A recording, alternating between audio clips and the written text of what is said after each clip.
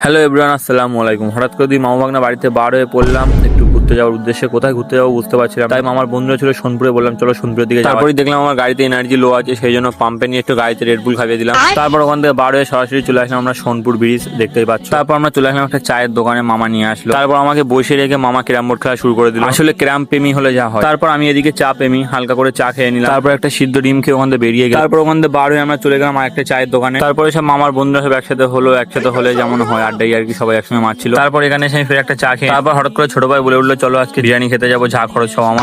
যেমন কথা তেমন কাজ, সবাই বেরিয়ে গেলাম। তারপর আমি ভিডিও করছিলাম দেখে মামা হালকা করে পোজ দিয়ে দিল। শুধু মামাদেরকে দেখলে একটু ভাগনাটাকেও দেখো। তারপর আমি আমার মামা একটা বাইকে যাচ্ছিলাম, মামাকে দেখতেই তো পাচ্ছ পুরো প্যাকিং হয়ে নিয়ে, কেনই বা প্যাকিং হবে না, যা ঠান্ডা পড়ছে। তারপর দেখতে দেখতে চলে আসলাম আমরা পোলের হাটে। তারপর আমরা পৌঁছে গেলাম আমাদের গন্তব্যস্থল। তারপর আমরা হালকা করে ভেতরে ঢুকে গিয়ে বসে গেলাম খেতে। তারপরে গাইস আমি বিরিয়ানিটাকে যা করলাম আর কি। তারপর আমরা ওখান থেকে বার হয়ে চলে গেলাম বাড়ি ফেরার উদ্দেশ্যে। যেহেতু অনেক রাত হয়ে গিয়েছিল, প্রায় রাত 12টা বেজে গিয়েছিল, বাড়িতে গেলে আমার 12টা বেজে দেবে। দেখা হচ্ছে নেক্সট ভিডিওতে। Tata, bye bye.